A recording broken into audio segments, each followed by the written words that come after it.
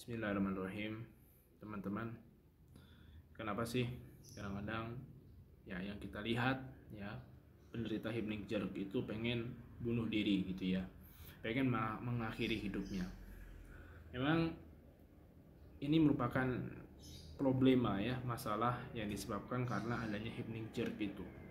Ya jadi gara-gara hypnic-jerk ya yang tidak ada henti-hentinya gitu kan, dan membuat waktu tidur seseorang itu berkurang, bahkan nggak bisa tidur sama sekali. Nah, gara-gara susah tidur itu akhirnya tubuh menjadi stres gitu kan, pikiran stres, panik dan sebagainya, dan inilah yang mendukung pikiran untuk segera mengakhiri bunuh diri. Pikiran ingin bunuh diri, maksudnya mengakhiri hidup gitu kan, atau yang disebut sebagai suicidal thought ya. Memang beberapa riset menyatakan bahwasanya penderita insomnia gitu ya, atau gangguan tidur itu memang ada perasaan kecenderungan untuk ingin bunuh diri. Dan ini memang beberapa orang yang pernah chat saya pun begitu ya, dia pengen bunuh diri juga ya. Jadi ada orang ya yang insomnia gitu, dia pengen bilang ke saya, "Loh, saya kalau insomnia kamu saya pengen bunuh diri." Ada lagi hypnic-jerk ke kamu pengen end gitu ya. Nah, dan ini memang ujian sih teman-teman ya. Itulah ketika kondisi manusia itu sedang di posisi terlemah lemahnya teman-teman ya, apalagi kejadiannya ini udah terus menerus gitu ya, setiap hari gitu, saban hari begini terus, dan sudah mencoba obat ini, mencoba obat itu ya, berobat ke sini ke situ, cuman belum sembuh-sembuh. Nah, itu yang menyebabkan mental kita down gitu ya, dan putus asa, kemudian depresi, dan ingin mengakhiri hidup ini gitu kan. Ya, ini ujian teman-teman ya. Saya katakan ini ujian, dan memang pikiran itu ada. Saya katakan sebaik apapun orang itu pada pikiran itu pasti insya Allah ada. Nggak mungkin nggak ada. Yang terpenting bagi kita adalah bisa mengendalikannya. Itu ujian dari Allah ya. Dan itu nggak gila teman-teman, itu memang efek dari adanya penyakit itu gitu ya. Apalagi teman-teman ditambah kurang tidur, udah mau tidur malah hypnic-jerk terus, itu gimana nggak putus asanya. Cuman yang perlu teman-teman ingat gitu ya, teman-teman coba cari ya sendiri ya tentang keutamaan bersabar ya, keutamaan terkena penyakit ya, keutamaan seperti ini, teruk seperti ini gitu kan ya. Itu pasti akan ada pengampunan dosa dan penaikan derajat di surga, pasti begitu ya. Tadi pagi saya baca mendapat salah satu ulama gitu ya, ulama salaf terdahulu mengatakan bahwasanya bisa jadi Allah menimpakan kita suatu bencana ya, penyakit gitu kan ya, mungkin dengan cara itulah dosa-dosa kita itu Allah hapuskan ya. Ya kan, kita ketika kena penyakit itu kita nggak perlu istighfar, apa ya maksudnya, bukan perlu istighfar ya, kita tanpa istighfar pun udah Allah ampuni itu dosa-dosanya ya. Karena apa ya, karena kita penyakit, ada penyakit itu menyebabkan kita diampuni dosa-dosanya ya. Beda ketika mungkin kita nggak ada penyakit dan kita harus istighfar, apalagi sudah kena penyakit sambil beristighfar ya. Nah teman-teman gini, kalau teman-teman merasa capek, lelah ya dengan hypnic-jerk yang gak ada henti-hentinya ini gitu ya, teman-teman harus berpikir bahwasanya ya ini merupakan salah satu tanda kasih sayang Allah sama teman-teman ya. Nggak apa-apa teman-teman, di dunia tuh begini nggak apa-apa gitu, dan ini pun nggak akan lama gitu kan. Saya yakin rasanya teman-teman nggak tiap hari kan hypnic-jerknya, pasti itu insya Allah ya.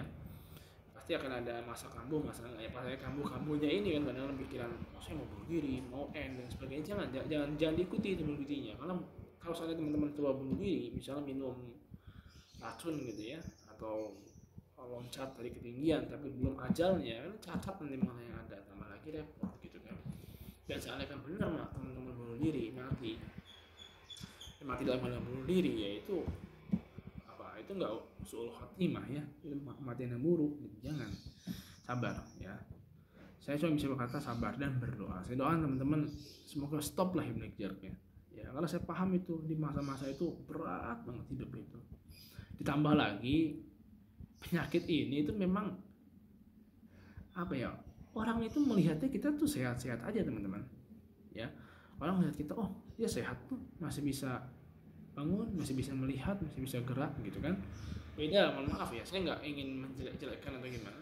Beda ketika dengan orang yang mohon maaf dia sakit cancer gitu ya, ada sakit ini. Bukan berarti saya mengatakan oh berarti lebih banyak cancer dengan ini. Enggak, saya kali-kali tidak, saya tidak mengatakan itu. Maksud saya mungkin perhatian dari orang-orang di sekitar kita itu kurang gitu terhadap kita gitu kan, apalagi kita dianggapnya itu sehat-sehat aja padahal kita tuh capek gitu kan. Menderita hemiplegia tuh capek, badan tuh capek banget, bener capek banget. Karena gini, pertama udah nggak bisa tidur, yang kedua tersentak-sentak mulu gitu kan, nyebabnya gerak gitu kan.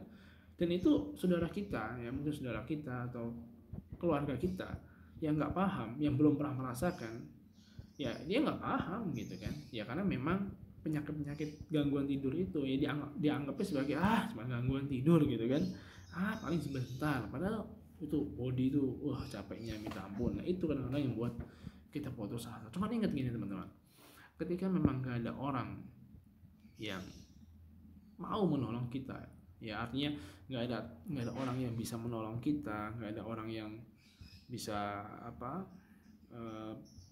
peduli gitu ya dengan kita, itu berarti ya masalah itu akan diselesaikan oleh Allah langsung ya. Itu kenapa ya karena Allah akan menyelesaikan masalah itu langsung.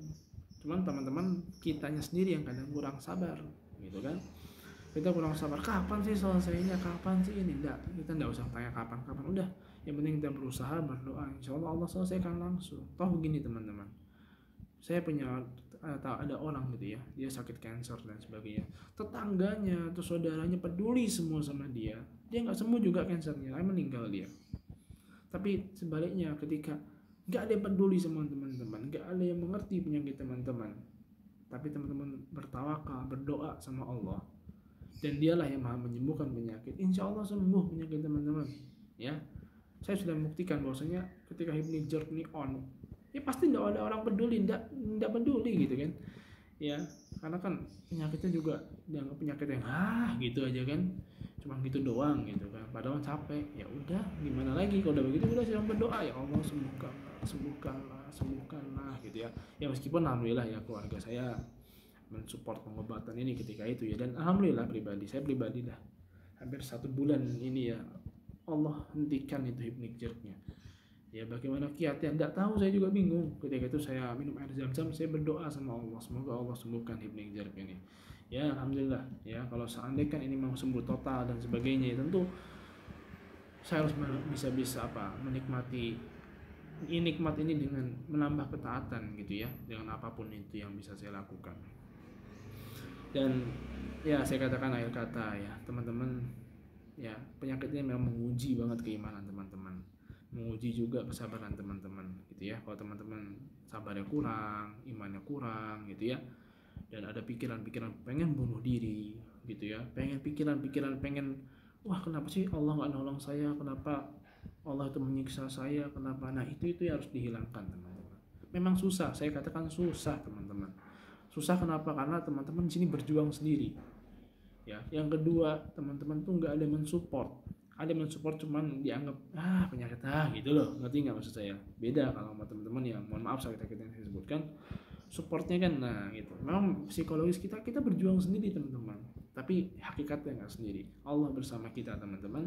Insya Allah Allah akan sembuhkan penyakit hipnotis teman-teman. Saya berdoa pada hari ini, ya Allah semoga orang yang menonton YouTube ini atau tidak menonton YouTube ini atau siapapun di dunia ini yang masih hipnotis Allah angkat. Barakallahu fikum.